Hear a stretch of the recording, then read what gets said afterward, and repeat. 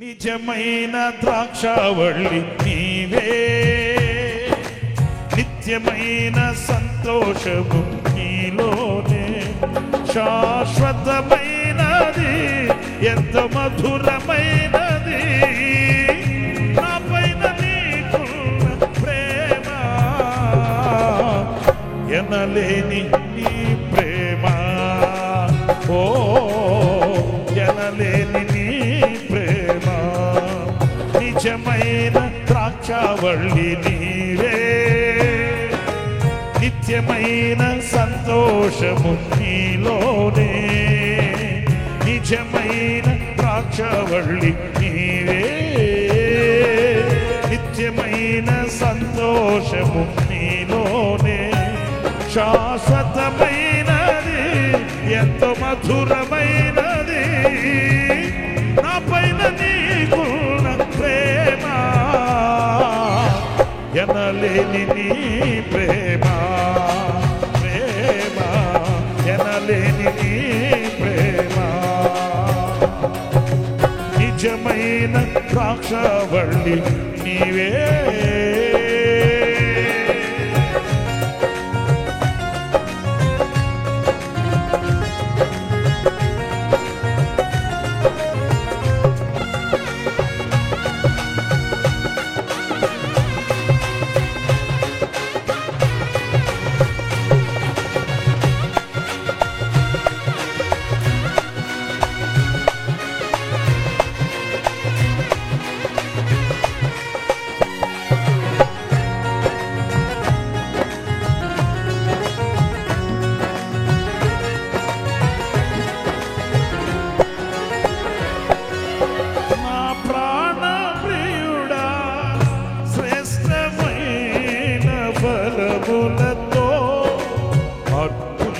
అర్పించుచున్నాను సర్వము నీకే అర్పణగా,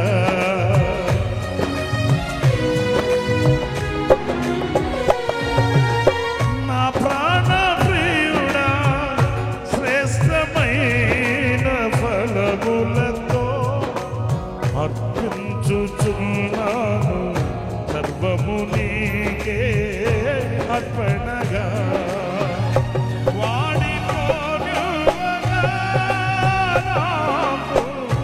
ఆశ్రయమైతివి నీవు, జీవపు ఊర్ణవై బలపరచితివి నా యేసయ్యా.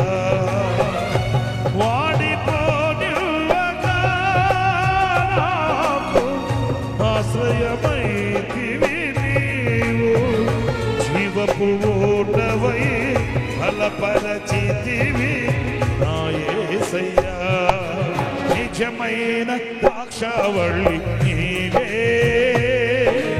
నిత్యమైన సంతోషము నీలోనే, నిజమైన ద్రాక్షావళి నీవే, నిత్యమైన సంతోషము నీలోనే, శాశ్వతమైనది ఎంతో మధురమైనది, నా పైన నీకున్న ప్రేమ, ఎనలేని నీ ప్రేమ, ప్రేమ ఎనలేని నీ ప్రేమ.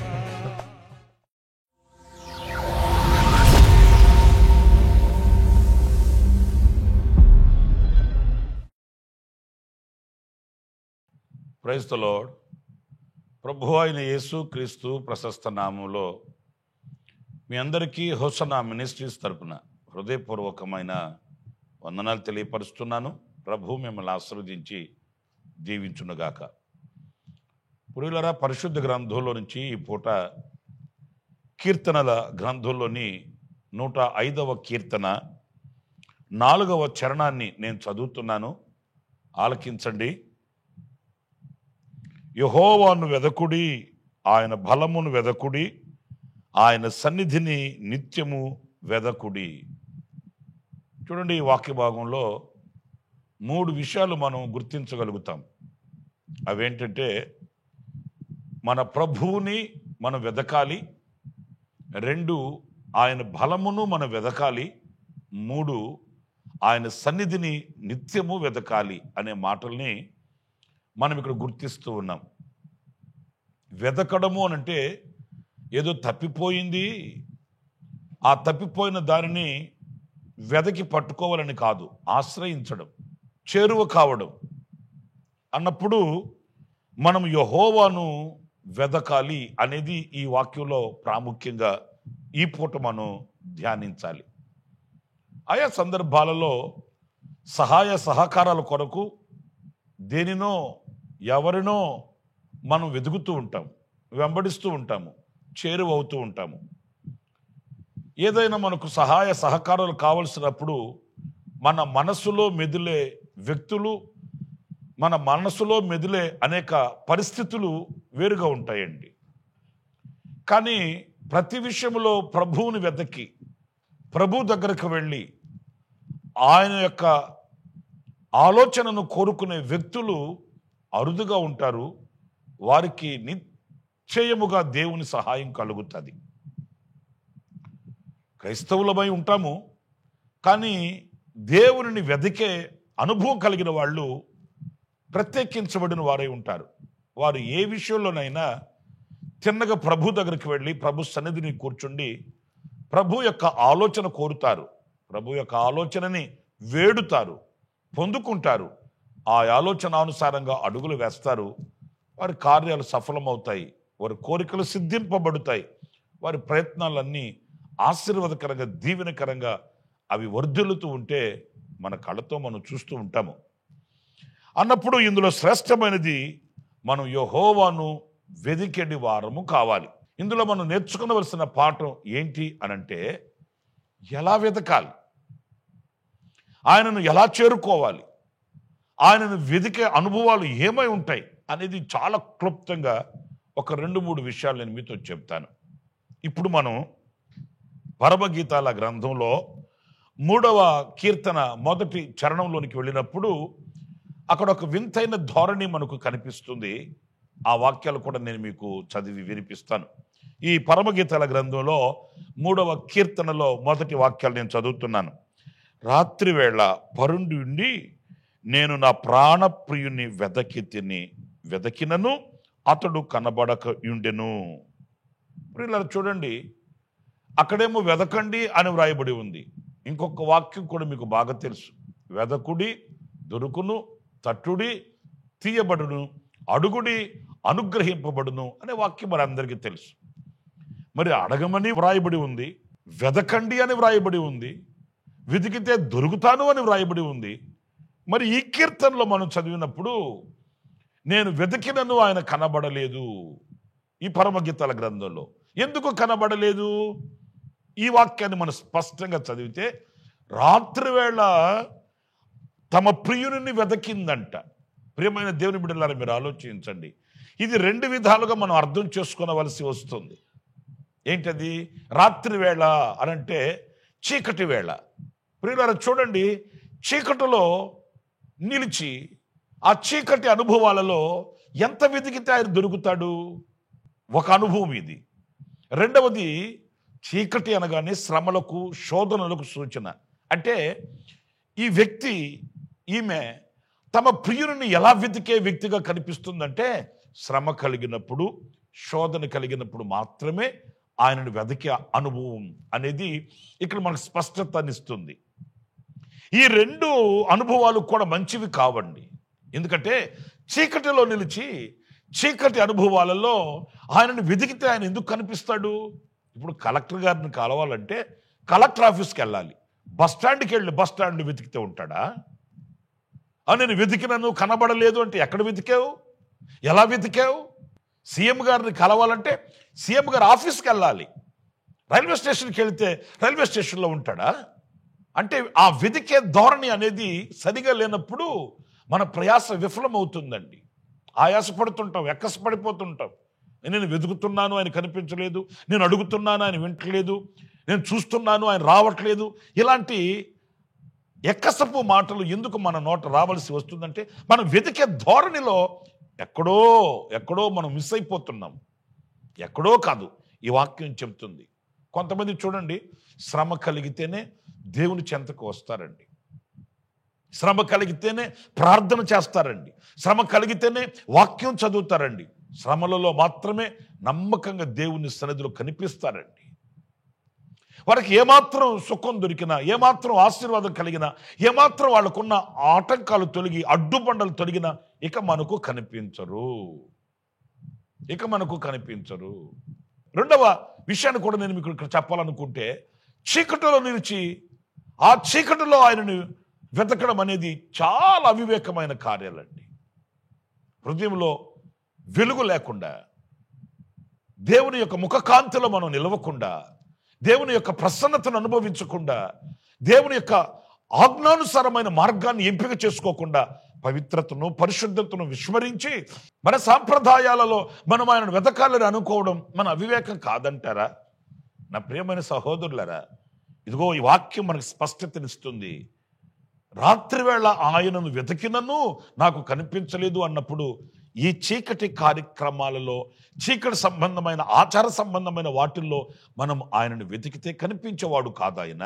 రెండవది, శ్రమ కలిగినప్పుడు మాత్రమే ఆయనను వెతకి ఎంత భక్తో చూపించేసి ఆయన పాదాలు విడువను అన్నట్లుగా కనిపించేసి అలా చేసిన అనుభవాలలో కూడా ఆయన యొద్ద నుంచి మనకు జవాబు రాదు, ఆయన మనకు కనిపించడు, ఆయన వలన మనకు కలిగి విమోచన, విడుదల కలుగదు అనే విషయాన్ని ఈ వాక్యంలో మనం గుర్తించవలసి వస్తుంది.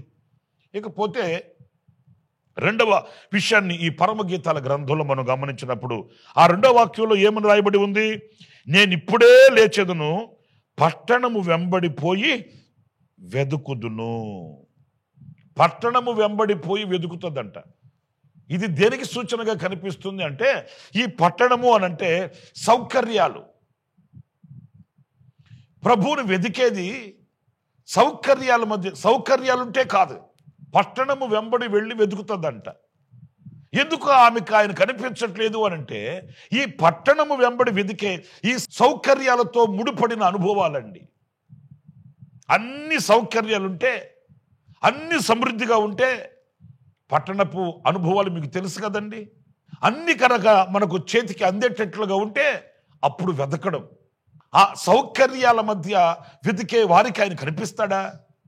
ఇప్పుడు అన్ని గనక అందుబాటులో ఉంటే భక్తిగా దేవుని మందిరికి వస్తారు, భక్తిగా దేవుని సన్నిధిలో కూర్చుంటారు.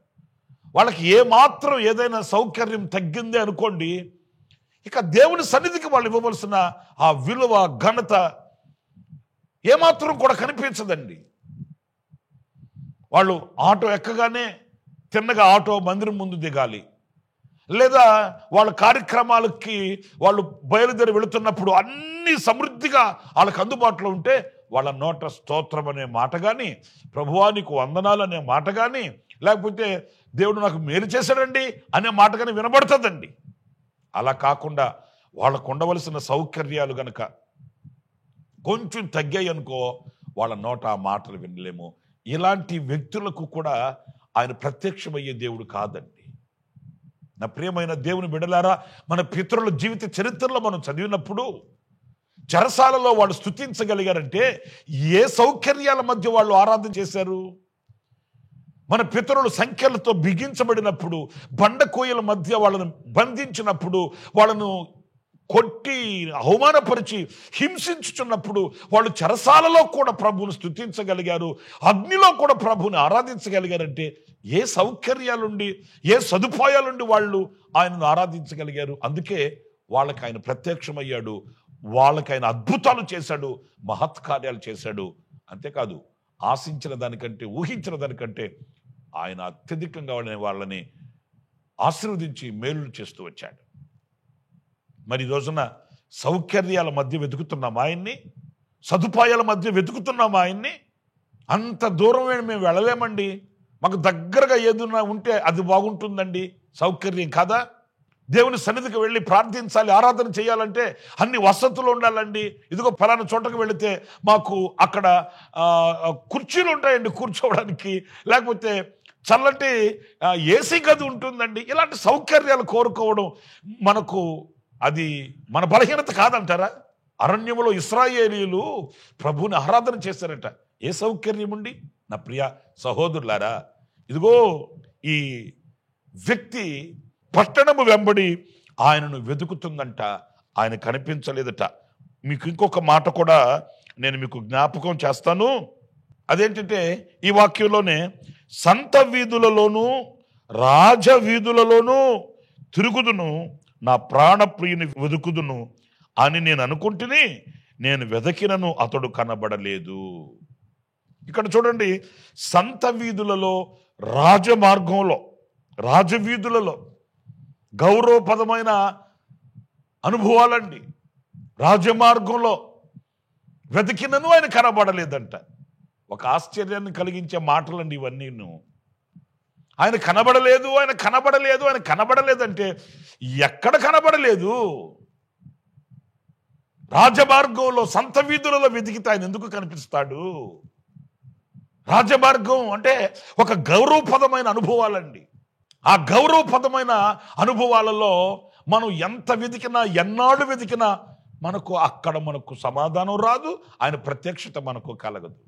కొందరు అన్ని ఘనతలు కోరుకుంటారు, గౌరవపదంగా వాళ్ళని చూడాలనుకుంటారు.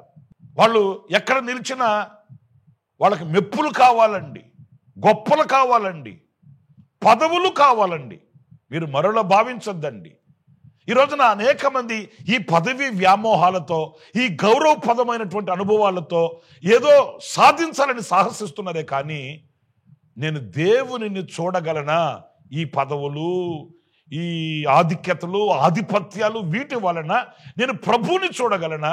ఆయన నాకు ప్రత్యక్షం అవుతాడా అనే విమర్శ ఈ రోజున కలగట్లేదండి.